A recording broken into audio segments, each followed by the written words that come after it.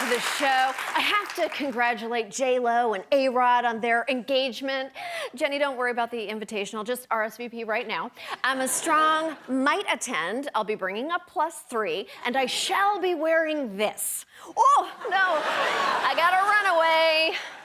Much like the image of me in that gown, I'm going to talk about something extremely uncomfortable. For weeks now, Congresswoman Ilhan Omar has been under fire for comments that some said were anti-Semitic. First, because she tweeted, "It's all about the Benjamins, baby," in reference to the Israel lobby. Okay, whether she meant it that way or not, that was messed up. She should apologize. There's an apology tonight from freshman Democratic Representative Ilhan Omar. She has, quote, unequivocally apologized for tweets that were considered anti-Semitic. That is a very good apology, and she didn't even call anyone sugar tits. Tucker Carlson should take notes, but it was not over. Last week, Omar was again accused of anti-Semitism for comments made about American foreign policy and lobbying on the Hill, things that are literally a congressperson's job to have opinions on. Some are accusing her of saying that American Jews who support Israel have dual loyalty. To be clear, that is not what Omar said. Here's what she actually said. It's almost as if every single time we say something, regardless of what it is we say, that is supposed to be about foreign policy, our engagement, our advocacy about ending oppression, or the freeing of every human life and wanting dignity, we get to be labeled in something, and that ends the discussion because we end up defending that, and nobody ever gets to have the broader debate of what is happening with Palestine. I want to talk about the political influence in this country that says it is okay for people to push for allegiance to a foreign country.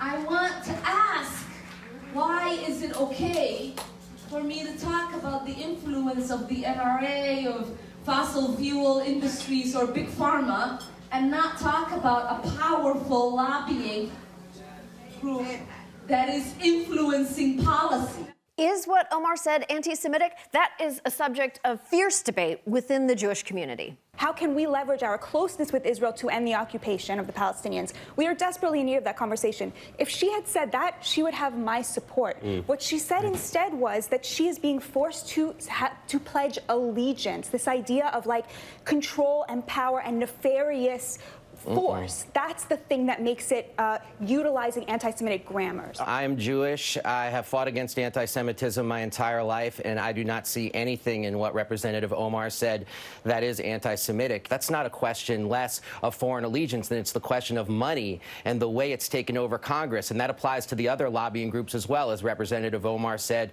so eloquently. Patton Oswalt? Are you doing the news now?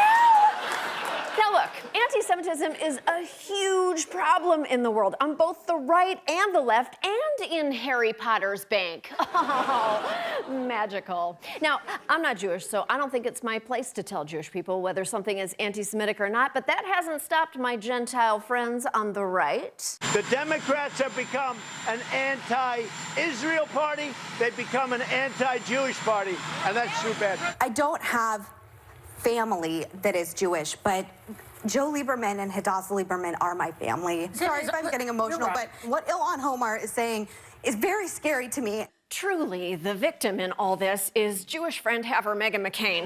It reminds me of that moving film, Fiddler on the Roof's friend Meghan. Now, clearly, this is an important issue to conservatives. Good thing no major Republican has ever used anti-Semitic stereotypes, especially not Trump, speaking to the Republican Jewish coalition in 2015. Is there anybody that doesn't renegotiate deals in this room? This room negotiates perhaps more than any room I've ever spoken to. You're not going to support me, even though you know I'm the best thing that could ever happen to Israel. You want to control your own politician. That's fine. Oh, my God. Wait until Republicans hear about that guy. They are going to be so mad they elected him. If Republicans don't care when Trump is blatantly anti-Semitic, it makes you wonder if there's another reason they're criticizing Omar. If only someone could say the quiet part out loud. She's not getting this anti-Israel sentiment doctrine from the Democrat Party. So if it's not rooted in the party, Where is she getting it from? Think about it. Omar wears a hijab. Is her adherence to this Islamic doctrine indicative of her adherence to Sharia law, which in itself is antithetical to the United States Constitution? Shh, you had them at hijab.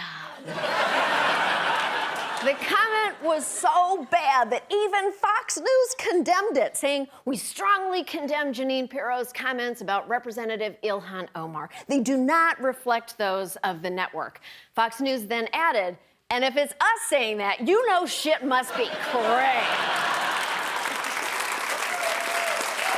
They are not wrong.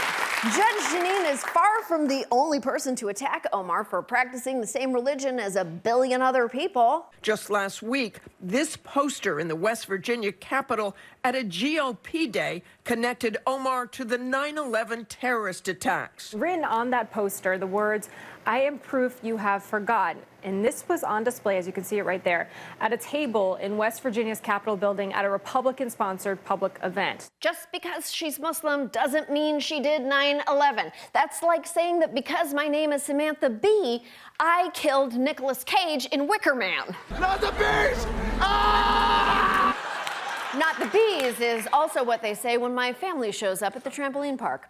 It's pretty disgusting to be peddling bigotry under the guise of giving a shit about anti-Semitism. On the other hand, when Democrats had the opportunity to condemn Republicans' gross exploitation of the situation, they decided to take a stand against Omar, opting to float a House resolution condemning anti-Semitism that was eventually brought in to include racism and Islamophobia and ended up basically saying all hate matters.